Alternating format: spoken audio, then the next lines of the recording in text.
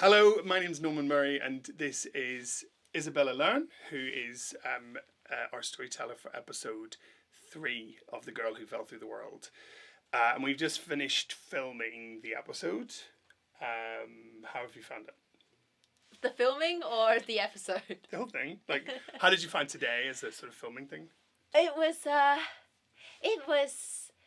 actually it's less stressful than I thought. It's the space is sort of quite cozy, and then Norman and Rin has been really nice. So I just came in and crack on, and and I think once I start telling the story, I kind of get into my zone, and hopefully it will all look good. It looks great. Idea. It looks great. But I know what you mean when you're sort of. When you start, you're like in your own brain, but then once you're in the character, you sort of just get into it, and yeah. So the story is, Orla comes to, well, I mean, it's China in the sort of just China. It's not like a specific part of China. I mean, we're talking actually, about the Silk Road is a real place in China, yeah. And the Flaming Mountains is also a real place in China. But because Journey of the West is so legendary, they actually have a statue of the different characters from Journey of the West in front of the Flaming Mountains of China. Where are the Flaming Mountains? In China. Whereabouts in China are they? Is it? I'm from Hong Kong, and I haven't been to the Flaming Mountains in China. Okay. So I don't know. I looked it up, and I remembered it on the day when I looked it up, but today it's not in my brain. But the point is that it's the story of the Silk Road and the story of the Journey to the West. Yeah. Is what was it? 900 chapters. 90. 90. Yeah. Oh, sorry, 90 chapters. Yeah. So it's a journey around the whole of the continent. In all of its senses. Yeah, and actually it has it's got a very strong religious root to it. The Journey to the West, because the actual journey that the pilgrims take on is to seek the wisdom from the Buddha. Yeah. And at the end, and actually, Sum Hong, the translation of his name is Sun is a surname, and Hong is like to understand emptiness. So it's it's got quite a. And Sum Hong is Monkey King. Yes, yeah, yes. So the direct translation is to understand emptiness. Is to empty yourself from all the arrogance, all the things that he wants, his desire, and just to be be giving. And I think that's this. Yeah, because before he went on to the journey to the West, he got punished by the Buddhist, and he got sent under this mountain called the Five Fingers Mountains, and he was there for 1,000 years before Monk Tang picked him up and let's go on to this journey. So he's got a really rich backstory, and that's the religious thing about Journey to the West is the four of them all have to go through all these challenges to seek some sort. It's a bit like Wizard of Oz. Yeah. Actually, yeah. And then Yes, Wizard is, because Pigsy would be the cowardly lion. Oh no, that would be Sandy. Sandy is the one who's a bit shy. The cowardly lion. Yeah. And then should we do all this? Should we go through them? Monk Tong. The wise one. So he'd be the priest. So he'd be the scarecrow, and then because he wanted brains, so he was always wise. Yeah, it does fit. It does fit. Pigsy would be the Tin Man. No, it's a bit more lampooning than the Tin Man, but yeah. But he could be the dog, Toto. Yeah. Toto is not on the Wizard of Oz journey though. Toto is he's the dog in Wizard of Oz. Did he follow them into Yeah, he goes that way. He goes on the journey with them. I didn't know that. Yeah, he does. Depends what version you saw. Yeah. The version that I read to my child doesn't have Toto in it for sure. Okay. So tell us a little bit. I'm just going to cough. Tell us a little bit about you. So you grew up. You were born in Hong Kong. Yes, I was born and raised in Hong Kong, and I sort of lived my life between the UK and Hong Kong because I was in the UK since I was 12 years old. I went to school here, and then after I finished university, my adolescence was all in the UK. But all my families are in Hong Kong, so I would go back to Hong Kong every year to see my family. And then when I graduated, I went back to Hong Kong to work. So I was in Hong Kong for 5 years working as an actor, drama teacher. Great. And so with kids a lot as well. It's quite a big, it's a big culture. I mean, Hong Kong's, there's a lot of friends I know who go over to Hong Kong to actually work for long periods of time as well. One of my friends, I mean, there's two of my friends are in musicals that are all funded from Hong Kong as well. Like they go over and they come in, so they're part funded by. So it's a big cultural. Yeah, it's Hong a very Kong big is a big cultural city. hub. Yeah, because there are so many. It. I'm really proud of being from Hong Kong because it's such a multicultural, diverse city. It's so small, but there are so many different types of people. There's the expat who's working, and then there's the local people, and there's ethnic minorities, and we also somehow live in this little city, and then it's so vibrant. There's so much going on. So I was working there for 5 years before I decided that, okay, actually I'm gonna come back to the UK, mainly because I like English. Yeah, so I'm here now. And you live in London? Yeah, I live in London. How long have you been here?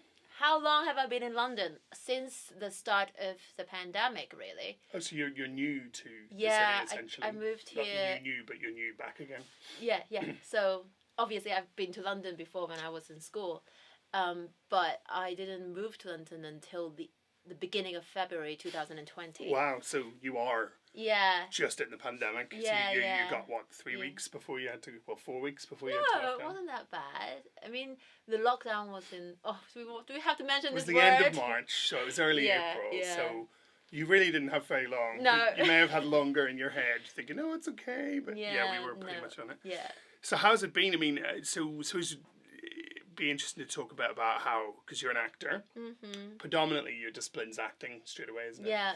So how has it been coming to London in the middle of pandemic? I mean, acting? How's that been? I didn't put the pandemic in my equation. It wasn't part of my plan. Of course.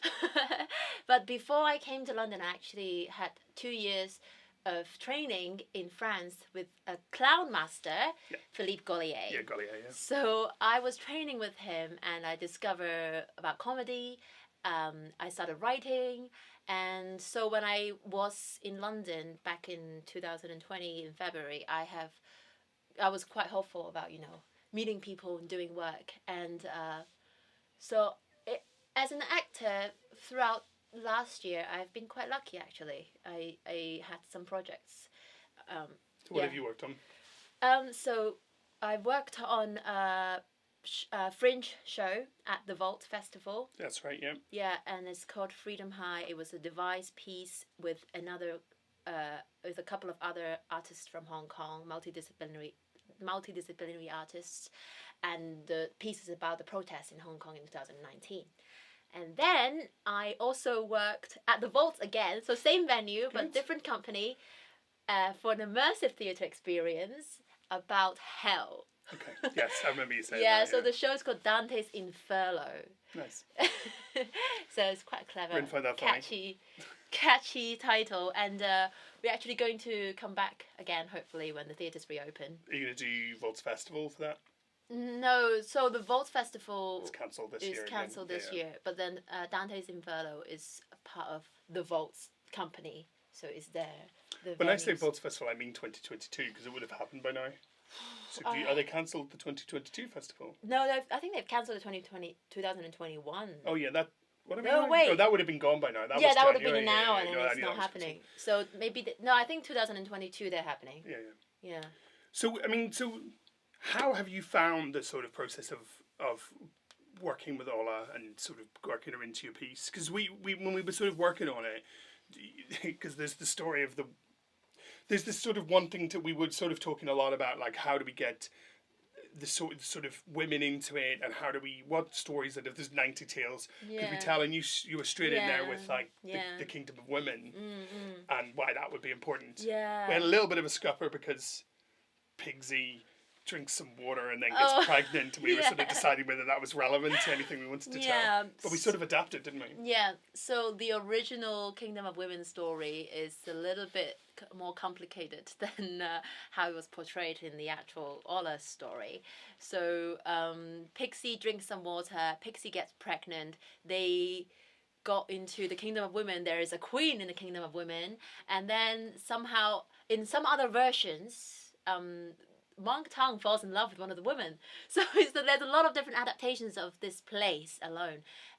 But my initial idea of bringing that into Orla's story is because, it's for her to see the possibility of this woman place. And I think, and then we discussed it. We don't need to, if a child sees that if a child sees there's a world possible, ruled and run by women doing everything by themselves, that's really empowering by itself. So you don't need extra bits of it. No. So I kind of focus on the poetry of the place because it is from the books, from different adaptations, a beautiful place with a waterfall. So. And you brought some amazing fan art in, which blew my mind. Oh my god, those. And of course we've got Sarah, who's our illustrator, so we'll see her. Can't wait. You brought some high marks in there from visuals, and she's amazing, of course. But so, and then we sort of adapted it so that.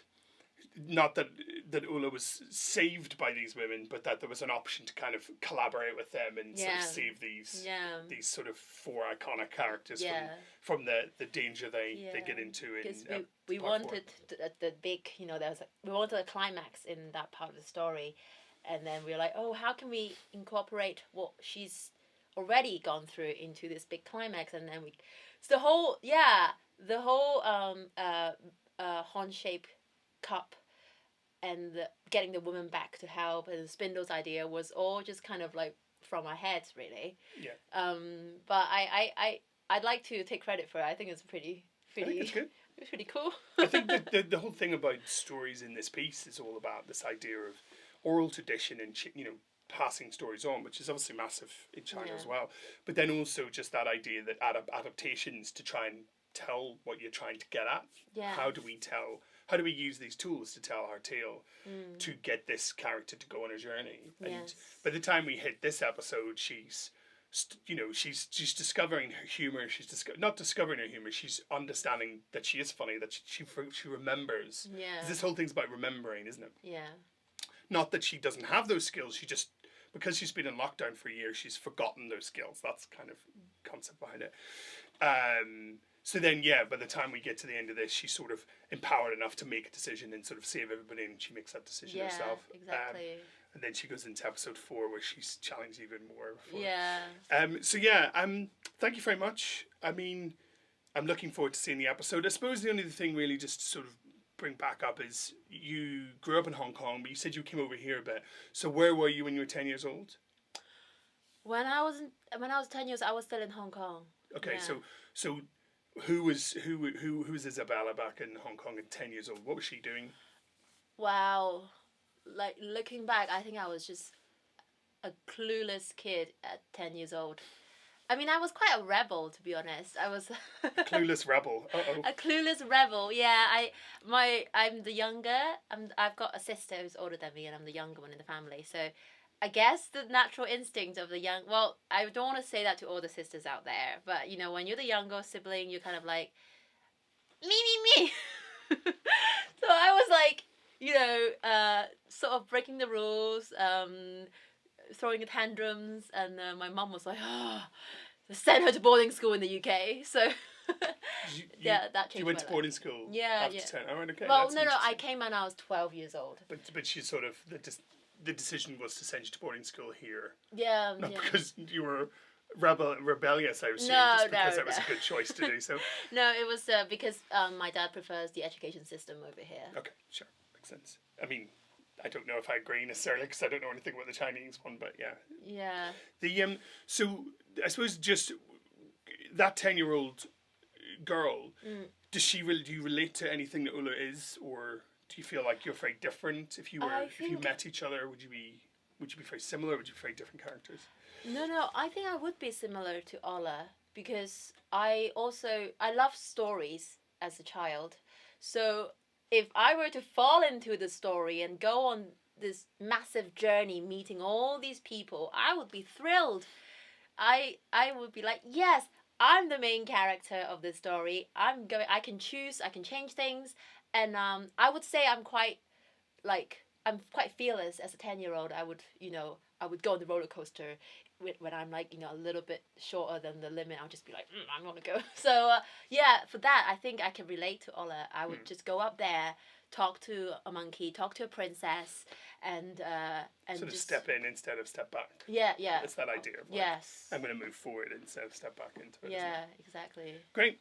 Thanks so much. You're I would shake welcome. your hand, but not lie to. So thank you very much. We'll do that. Yeah, for sure. Thanks a lot. You're welcome.